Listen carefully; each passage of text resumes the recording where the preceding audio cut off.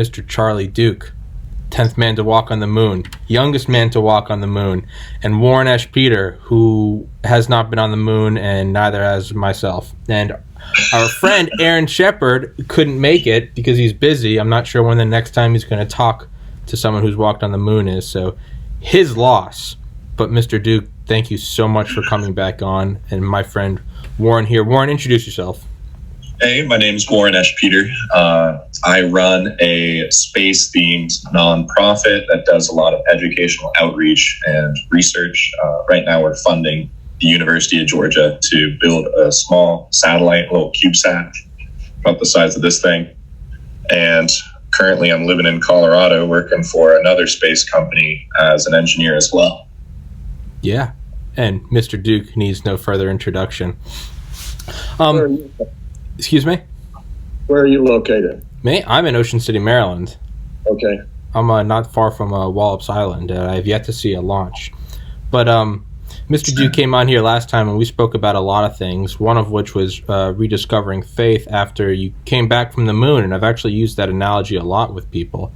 Where do you go after you've climbed the highest rung? You often see it with individuals. They've made all the money in the world. I believe Sam Walton, founder of Walmart, said on his deathbed, "I've wasted it," meaning that, what do I do now? And I spoke to Warren about that beforehand. But Warren also brought up some other questions that I forgot to ask you about last time. But, working for a Coors bottling or a distribution plant? I was a distributor. Yeah. Of course, they were expanding into South Texas, and I thought it would be at that point in my life. I was, looking from moon to money, and that was a good opportunity. I had a friend up in Wichita, Kansas, that came into business with me. We were sort of equal partners. I was doing the work, and he was financing most of it. So that started a very lucrative business for about 2 years. And then my family, my brother, my sister, and others didn't think it was a very good profession for a former astronaut. So what were they suggesting that you do? They were praying. Yeah, they were. I know they were praying. I said, God, if you don't want him in this business, and my wife too, if you don't want him in this business, make it so miserable that he sells out. So that was one of her prayers. And anyway, I enjoyed the beer business, but it wasn't for me, and so. I had a choice to make after about 2 years, and that was, do I chase the money or do I go for peace in my life? And so I chose that I better go for peace, and sold out. So that was the start of my business career, and then since then I've done a lot of different things. Finished up, that was in 78 that I sold out my beer business, and then I was finishing my Air Force Reserve, actually, and so I was working a lot in the Air Force recruiting service, and they would call me to duty, say 60 days at a time, and so I was probably 6 months a year involved with them, and the rest of my time was just growing in the Lord. At that point, I'd come to the Lord right after I sold the beer business, and seemed like every chance I got, I was reading the Bible, and going to some Bible studies and all, and just growing in my faith and seeing my life change, and my marriage and family, and all of those kind of things. Yes, sir. And so obviously we spoke about last time, and sort of now, is how, after you came back from going to the moon, it was like there's, I believe you said you helped work on the preliminary designs for the space shuttle, but it just wasn't fulfilling. It wasn't the same thing. And would you say that? So I preface that to say, so we know obviously the moon had an impact on your faith. Now, is there like a different angle to it though? Is there something about, regardless of your religion, you might wake up and see a beautiful sunrise, or you might see, like baby ducks, or like freshly fallen snow, all sorts of things that, can just fill one with, it's filled, like it's inspired poets for millennia. Do you feel that something about, no pun intended, something so alien as walking on another celestial body, does that ever get tied back into, I guess, your reinvigoration of faith after you came back? I think so. When I really committed my life to the Lord in April '78, I, as I said, started reading the Bible, and at that point, I realized that as I was reading through the scriptures, there's some beautiful verses, like in Isaiah, it says the 19th Psalm says, the heavens declare the glory of God, the skies proclaim the works of his hands. And I started looking at the moon at that point, and all the starry host and the Milky Way, and I thought, man, the power of God speak all of that into existence, and the orderliness of the universe is. So that began to strengthen my faith in the Creator. Mm-hmm. That we all aren't an accident. There's a design, and we are made in His image. And He's given us this beautiful earth to enjoy. And so you see the little ducks waddling behind their mom, or we live above Lando Park here. There's a lot of ducks down there, and so we drive through, and there they are. Yeah. And so it's life. Yeah. We have deer in our yard, white-tailed deer wandering through, and they drop their babies down the hill from us, and up they come. And so you just see all of that wonder, if you will, of life. Yeah. And God's given us all that. Yeah. Warren, I know, Warren, you sent me several questions beforehand, and I like a real good friend, I ignored them. But I don't want to take out your time. So I want to. Yeah. But Warren, so what do you have any questions for Mr. Duke? Because I'm going to keep going on like an idiot. I always no. I love the direction it's going in. One thing I'll say is when I was working at Kirtland Air Force Base a few years ago, I was in this apartment complex right near the gates, and there was this family of ducks that lived in this extremely dirty artificial pond that we had. But I loved it. They became my friends. Yeah. But something that I just want to talk about, I guess, is directly related to what you just said, the wonder and the glory of life behind it all, right? And that's such a stark contrast to being one of the only people within, a million miles. And then for the people in the future going beyond that. So I guess, how would you compare the beauty or the wonder of being on the moon, or even just being alone in that extreme darkness looking at the cosmos, versus seeing the sort of joys we see on Earth? Did it kind of strike a different chord with you, or did it feel very similar, the sort of awe?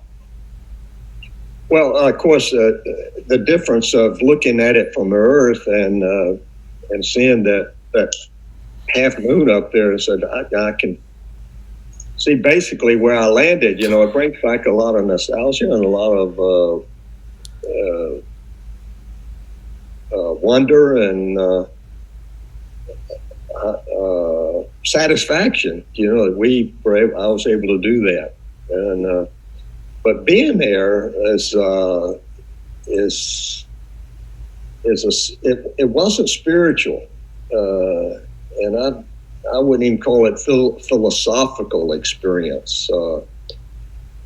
What it was a wonder, an awe, and an excitement, and a sense of belonging that this was something that we were supposed to do as humans, and go explore. I believe God has given us this spirit of inquisitiveness and to seek out and to discover.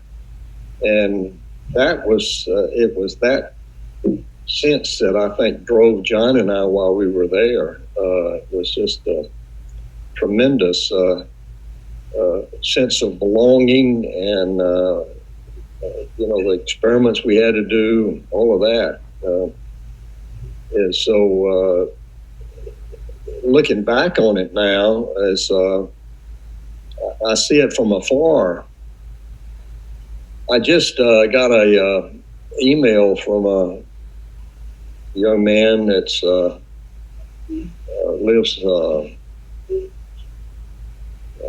He's a college student. I think he lives up in the Northeast somewhere, but he's remastered all of the Apollo 16 films. Oh wow! And it's 2 hours and 35 minutes. It's on YouTube. Okay. Apollo Remastered or something like that. I'll send you the link, Tommy. Okay. But it's fantastic. It brought it all back. Things I had forgotten. Really? And, that's awesome. And so it was. We watched it night before last, and my wife and I. So I'm spreading it all over right now. All my old NASA buddies. We got. Yeah.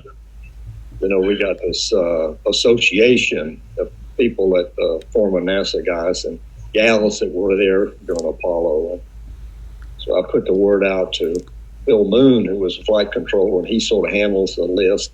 Anyway, it's well worth your 2 hours and 30 minutes. Definitely. That sounds cool. Absolutely. One thing... sorry. Others also, but I haven't had a chance to watch it. But he wrote me an email and about this. He wanted me to see it, so that's amazing. I wrote him, sit back and said that was tremendous. That's amazing. Yeah, that's super cool. I have just a little follow up. I think it's when you say that there was a sense that you were supposed to be there, right? When you go to the moon, like God has made all this, and it's for us to explore and to expand and to learn and to love and all that. That's probably the first time I've heard something like that, right? Even on Earth, yeah. With I don't want to call it like the conquering, but the exploring of the Americas, especially, and all of manifest destiny, right? The colonizers say God wanted us to do this. God wanted us to do this. But then, looking back, some historians, or the way that it was done, is just like, we don't know if that was great with the Native Americans and things like that. But with going to the moon, just having a sense that you were going to be there, do you see that in other astronauts, or hold that same emotion for going even beyond the moon, right? It's our destiny to go beyond that, to Mars and past the solar system, everything like that. Yeah, I do see it. I think it was apparent in Apollo, and now that we got Artemis, and I see the excitement in the crews that have been selected, or the astronauts have been selected. I don't think the crews exactly have been selected, but there's a whole cadre of present-day astronauts, and I see their excitement about it. And let's go explore another part of the moon that we didn't even get close to. They're aiming for the South Pole region, and I've been working with some of the contractors who are, hoping to build the lander and the rover, and it's been to see their excitement and what they have, what they envision, and how NASA's going to use all of this has got everybody really excited, and I agree. It's going to be that nature is just within us. Everybody doesn't have the desire to go out in deep space, but that nature of exploration. I'm a member of the Explorers Club, and we've got members who are exploring the undersea or going down into caves and trekking the Antarctic and all of that just to explore it all. And so you see this inquisitive nature that God has given us, and I think He wants us to understand our universe. And I don't think I'm not one to colonize, but I don't think we'll ever do that. But certainly to go out and explore, maybe even as far as Mars. Mars is a order of magnitude more than a moon mission. So, That's months. It's. I don't mean just time-wise. I mean a monumental task to build something that's so dependable that they can fly it out there and be gone a year and a half, and with no chance of refurbishment or resupply. Maybe you're on your own when you and you leave. For sure. You leave Earth orbit. Yeah. Do you think perhaps that's some of the attraction though? Is, we look back at, I've been hearing, I was born in 1990, and I remember hearing as far back as middle school, it was like they went to the moon with less like computing power than the calculator on your desk, and do you think that's some of the attraction? Is that you got on top of like a thimble on top of a rocket as tall as the Empire State Building and then lit it and just went. Is that some of the attraction though? It's like, hey, there's no room for error. Well, I think that's part of it, but just the adventure of it is what attracts people. I'm ready to do this and commit my 2 years to it, and have confidence in your equipment and all the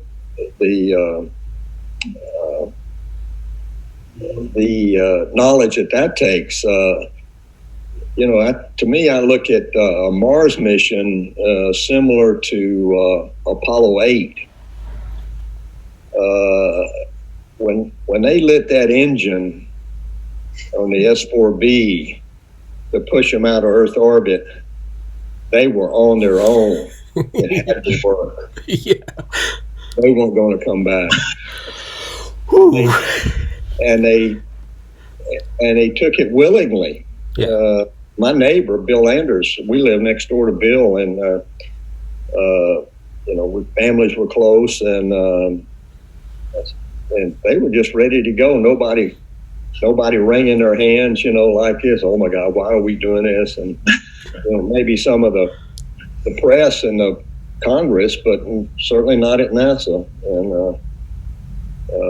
And so they undertook that, and you look at that mission. It was the first time people had been on board the Saturn V. It was just the second time that they had flown the command service module, and with people, and we're committing them in this system that had that low level of experience on it to take these people to the moon and back. Yeah. So, the crew said we're ready, and so it all worked. I look back now and I think one of the most profound statements from the moon was, of course, Neil Armstrong's first step. One small step. That quote. Yeah. To me, the second was on Apollo 8 when they turned on the TV and they had Earthwise and they started reading from Genesis. Oh yeah, it was profound, and I was. Even though I wasn't a real follower of Christ, then it really touched me. Yeah. And, they're one of the only crews that everybody's still alive, and of the whole crew. And they took a lot on, and they were willing to do it. Foreman was a great commander, and Lovell and Anders, and Mr. Duke, do you think you could get them to join you on this podcast? Do you think you could get everybody to sit down together?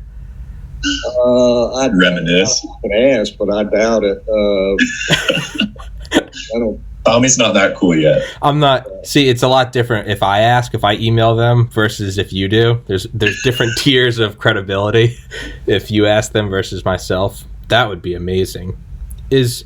So I was thinking, it started to strike me last summer that there are a lot of similarities between the 60s and right now, right? I mean, you could draw comparisons with Vietnam and the Middle East with us pulling out. You could draw comparisons with race relations. You could draw comparisons with are we fighting a foe, the Soviet Union, or are we with China?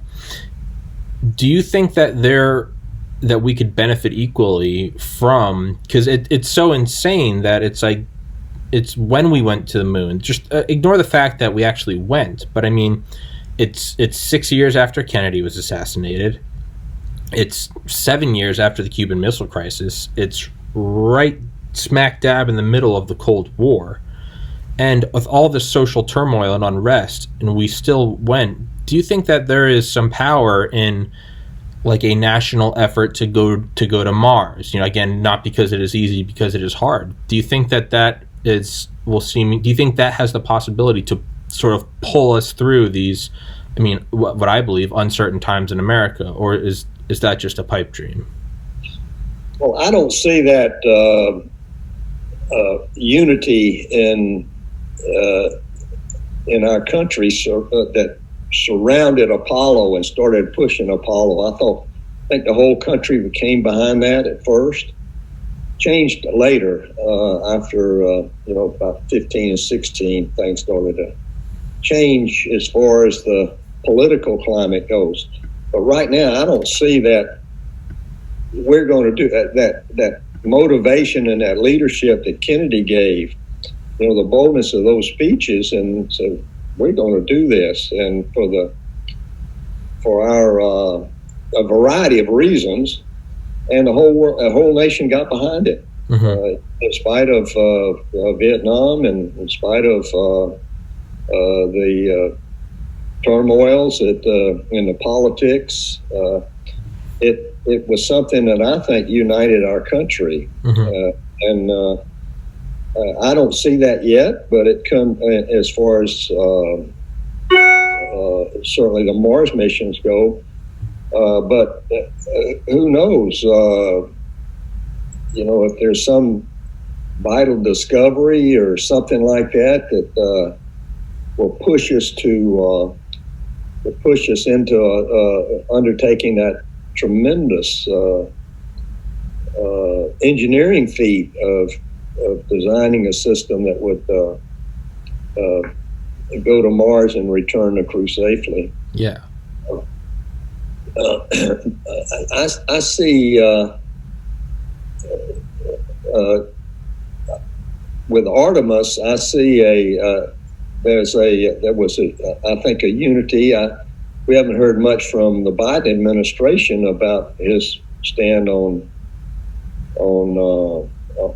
space, so we'll see.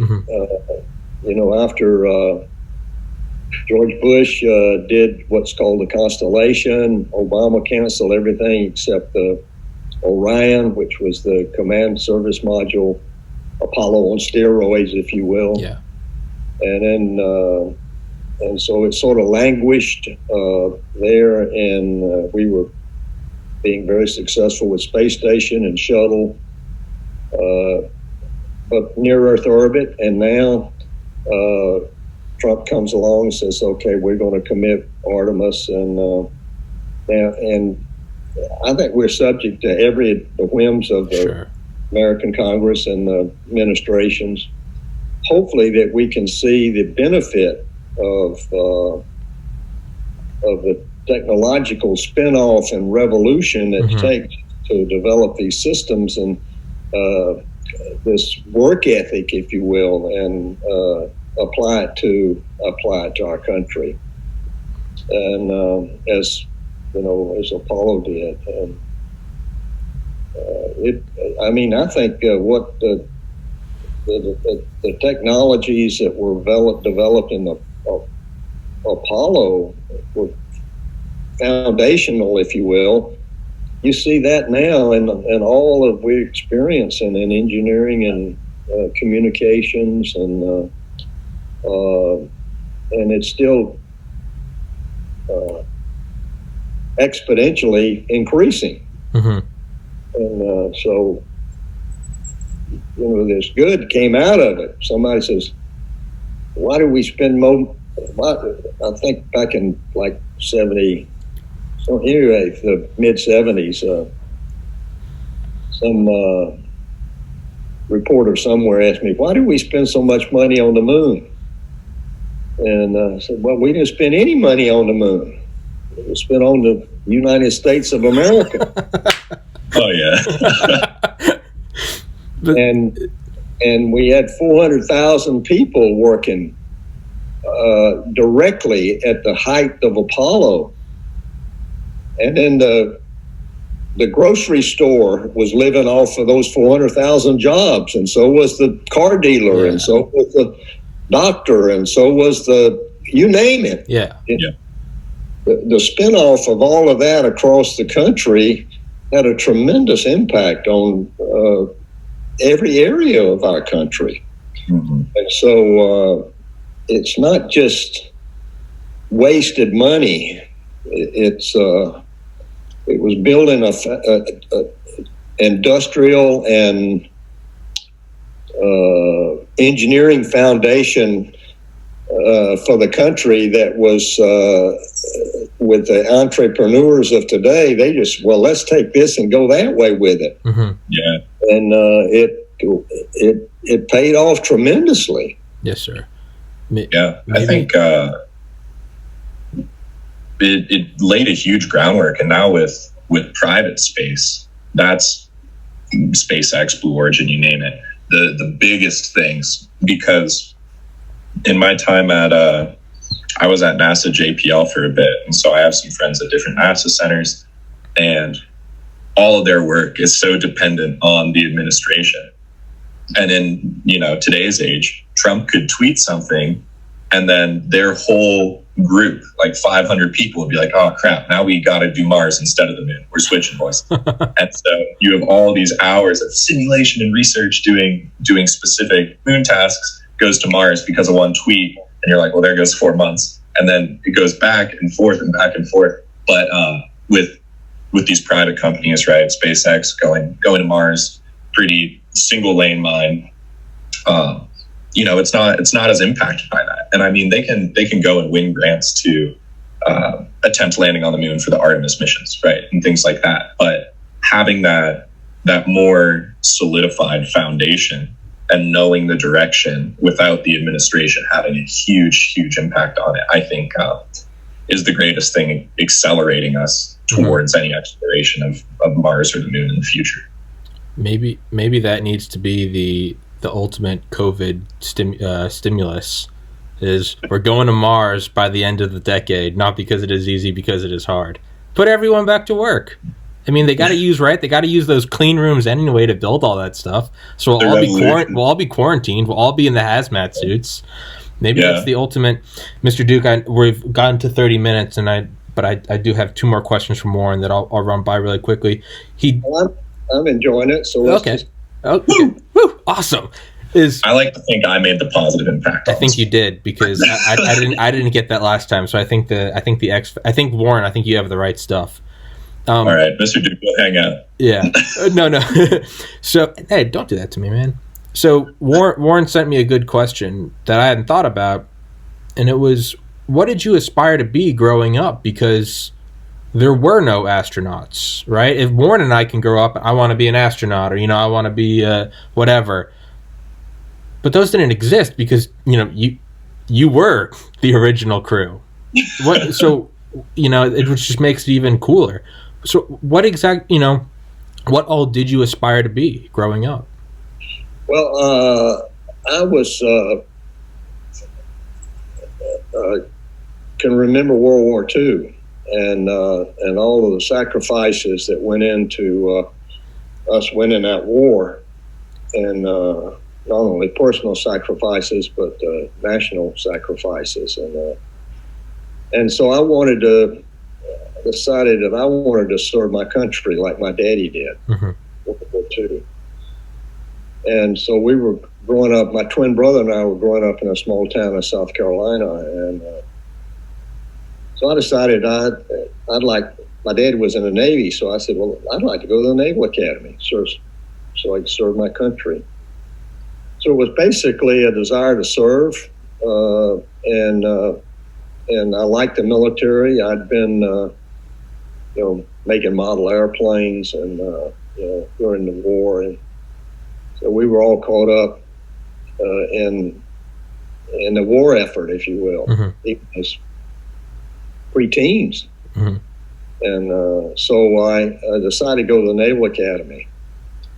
And I had, when I got there, I had fallen in love with airplanes, really.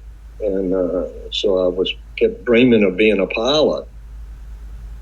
And Navy gave us several opportunities to fly, just as, take us up and let you see what it is. And we had these called the N3N Yellow Perils. They were pre-World War II airplanes, but they were open cockpit, bi-wing seaplanes, and that's crazy. It was really fun. And, I said, I want to be a pilot, and so that started the aviation, and then I chose the Air Force over naval aviation.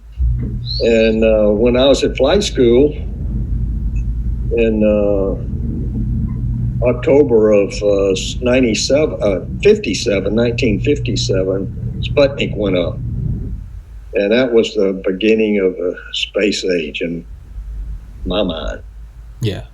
And so I think I would hear a story or two every once in a while about sending people into space. And so I was on my way to Germany, I think it was, or had just arrived when first group of astronauts were selected. And I guess I had a fleeting thought about, man, that would be really a great job. I was just too young, and I thought they were going to have the 7, and that was it, but then NASA started expanding, and when I came back from Germany in '62, they'd had the second group, maybe the third group had been selected. And so you could see the expansion, but even then I was not qualified. But the Air Force had sent me back to school, and, I think that I didn't have a dream of being an astronaut, but I loved to fly. And I left Germany in May of 1962, and I'd been there 3 years, and Air Force was sending me back to graduate school. And but I could have told the Air Force, hey, can I extend another year in Germany? Because I loved the job. It was tremendously exciting. flying airplanes over there. Mm-hmm. And then extend and then stay another year and then go to graduate school. And I think they would have approved that, but something in me said, go to graduate school. So I left this great job. If I'd extended in Germany, I'd have never made it to the moon. Because when I got to MIT, I ended up working on my thesis on the Apollo guidance and navigation system that MIT was building, had the contract to build. Anyway, I met some astronauts during this time, and they really motivated me to try to be an astronaut. And I kept asking what I need to do. And so it was just their enthusiasm and their excitement about their job that really flipped me to that way. And so I followed their advice, went to test pilot school, and graduated in July '65. And in August of '65, NASA says, we're looking for more astronauts.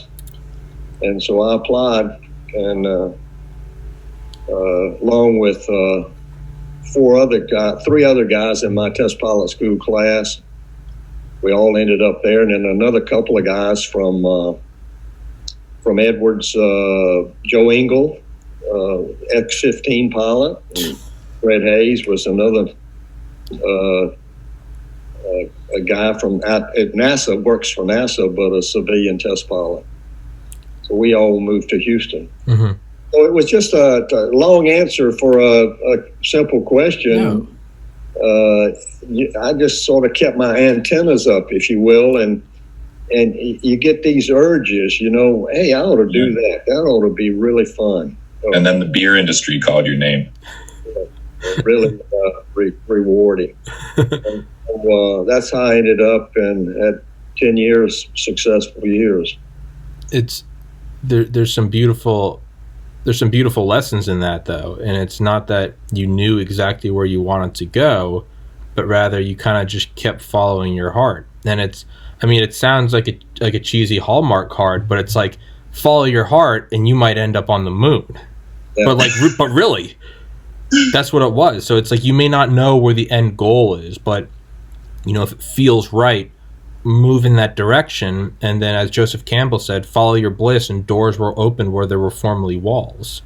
And it's these paths sort of cascade almost like dominoes, and it opens up, and it's like you said, it was a whisper. We might put guys in space, and it was oh sure, and then it's you walk on the moon.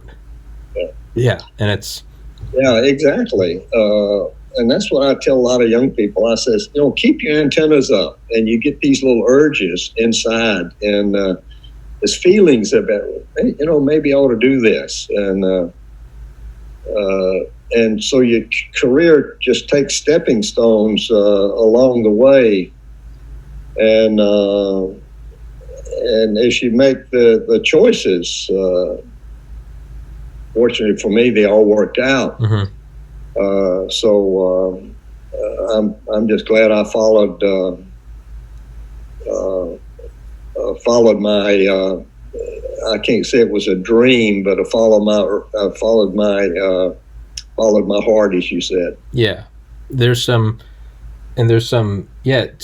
the beer industry. Thinking of Coors, there's some odd parallels with Coors, right? You worked there after going to the moon, but also not a lot of people know, in the 50s, Project Pluto out in the Nevada test site, which was a nuclear-powered ramjet, which it was a weapon that was designed by, I believe, or put forward by Strategic Air Command.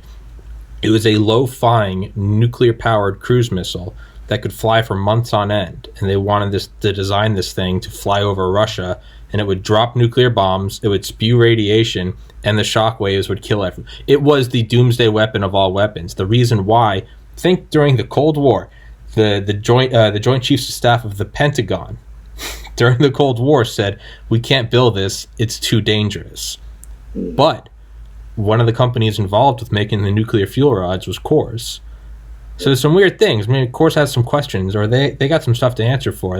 How come they hired a guy that walked on the moon? How come they're involved in building nuclear cruise missiles? There might be more there than we're looking at. Had a lot of divisions. Hey, diversify. He's defending them. You still drink a lot of Coors. I've not heard that story, but they a division ceramics. Well, that was the division. Yeah, and they were the best in the United States at one time in ceramics. But I was not associated with that. But I met the Coors family was wonderful people. Mm-hmm. Oh, that's awesome. The ceramics division actually is the division because they made these beryllium oxide fuel cells, and they made thousands of them, and they're about the width of a pencil. And the government was making them, and they're like, there can't be any cracks in them because it will destroy the whole ramjet. And I think someone was just like, well, hey, who can build these like ceramic things like in mass and do it well? And I think someone was just like, what about Coors? Like, they do it every day with beer, and they're like, that's not a bad idea. So Coors like was actually all the mason jars and cans to headlights and radar. Yeah. I mean, it's Coors, the hidden defense contractor. Mr. Duke, another question Warren had was, Warren coming with the good questions. Apparently, I need to hand over the podcast to him. Let me ask you. Oh, yeah. All right. I was going to say, this is a big circle back. We were talking about how, being confident in the equipment is pretty key, right? I think there's a Chuck Yeager quote. It's like, if you aren't at least a little scared, you're not fully aware of what's happening. So was there anything you weren't confident? What was like the least confident area of the mission, whether that was flying or the rocket, takeoff, landing, that you were just scared of, back of your mind? Well, I wouldn't say being afraid was the right term. It was accepting the risk. You knew there was some risk, but the support that you had and the manufacturing just eliminated most of that concern and worry for me. I never stewed over any part of the mission. I thought we had trained and we had thought about almost every eventuality. And if the lunar module ascent engine blew up on liftoff, there's nothing you can do about it anyway, so don't worry about it. Mm-hmm. And I convinced myself that, rocket engines are pretty simple pieces of gear. They don't have any moving parts. So you don't, you need a pressure system, a fuel tank, an oxidizer tank, and a electrical power to open the valves, and man, that beauty's going to start, and so I can't say I worried about anything. The only time I was afraid was at the end of our EVA when we had decided to do the Moon Olympics in honor of the Olympics in '72 in Munich later that year. And so John and we planned a high jump and a broad jump. And so John starts to bounce, and then I started my bouncing. And when I jumped, I straightened up and went over backwards. And that was scary because the backpack was your life support system, of course, and if it broke, you're dead. Yeah. So did you win? Yeah, I was going over I was going to go flat on my back, and I said, and I had this thought, do something. And fear is not a bad emotion if you don't panic. Mm-hmm. And so panic kills you. Yeah. And so it was just roll right, and I had this thought, roll right. So I rolled to the right, as I disappeared behind a rover and broke my fall on my right hand and my right leg. It bounced onto my back, but not so strong that it damaged it. My heart was pounding, and John came over and helped me up, and we had a pressure gauge on the left wrist. It said normal, and the RCU, the remote control unit, showed quantities normal, pressures normal, everything. And you could hear the pumps running. That's good. Flowing. I began to calm down. I said, well, I'm okay. Yeah. Did you jump higher than him? I'm sorry? Did you win the high jump of the Moon Olympics? I think so. John and I did about the same. His balance was fantastic. But if you watch this Apollo Remastered I was telling you about, it shows a lot of us falling down, getting really dusty. And so if you fell forward, you were okay, but it was the backwards. And that only happened once, and at least to me. And so I calmed down, but that was something where I realized that don't do anything in space that you hadn't practiced. Fair. We had not practiced in 1/6 gravity, the high jump. And we did a lot of stuff in 1/6 gravity in the airplane, and they had a harness they could lift you up so you could weigh 1/6, those kind of things. But anyway, it turned out okay, but that was the only moment I'd say that I had that was it was an movement. I'm in trouble. Yeah. I think it's funny that the only time you would use the word afraid for your mission was when you were the cause of it. Yeah. That's a lesson. Yeah. But a good lesson. A lot of I think a lot of dumb things you do if you really don't think them through, and so that was one of them. It's amazing. Warren's got to go in about 5 minutes, so we'll finish this up. I was, I'm kind of thinking more and more about your time with Coors, and I don't think. Well, no, but I'm kind of upset that they didn't utilize you more. I mean, you think? Well, it was him and an Olympic basketball player. Yeah, that's true. That's the dynamic duo. That's true. You guys should have had some insane ad campaigns. Yeah, well, that's what I was thinking. Ad campaign, because what's Coors' whole thing, right?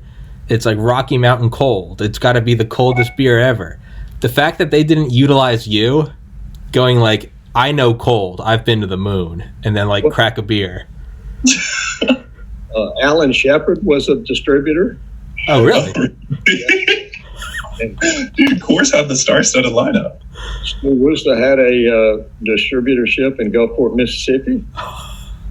Jim Lovell tried for one, but didn't. They didn't give it.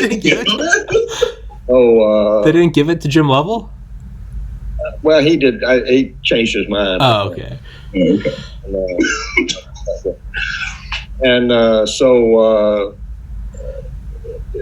Coors had a philosophy back in those days that none of their, if you go back and look, none of their commercials had people in them, and they were all focused on the product, the can mm-hmm. and the beautiful Rocky Mountain scenery and the bubbling water. Yeah. And it was only after I left when they started using people. They had a couple of pro ball players, one in a former Houston Astro, Dallas Cowboy guy. They had a lot of distributors that had well-known backgrounds, but they didn't use any of that. It was crazy. But they didn't utilize the astronaut that walked on the moon. That's not saying astronauts are like athletes, but Shaq owns a Papa John's and a Krispy Kreme, and they really don't utilize him either. Yeah. But also, Mr. Duke, if you're ever in the Denver area, I'll bring you to the Coors headquarters and we can go on a tour of the brewery. Oh, I've done that before, yeah. I sort of lost track, but I think the guys that run it now are Pete and Pete Coors, and there's one of his brother. They had another brother named Ed Coors that was or cousin. His daddy, he became a real devout Christian and was going around speaking. It was a wonderful family. The Coors family was really awesome. There's nothing Warren can offer you. You've done the Coors tour. You've been to the moon. There's nothing Warren can offer you. I'm just trying to be friends with you, Mr. Duke. Well, let me say I've been to the moon and all these things, worldly things, but the most exciting thing for me is walking with the Lord now.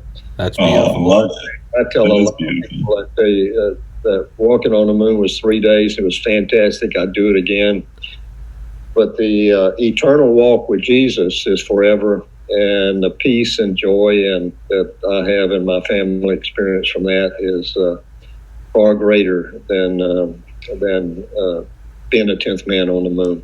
That's beautiful. Very that is beautiful. Mr. Duke, the statesman, the astronaut, the distributor, the purveyor of advice. It is an absolute honor to talk to you.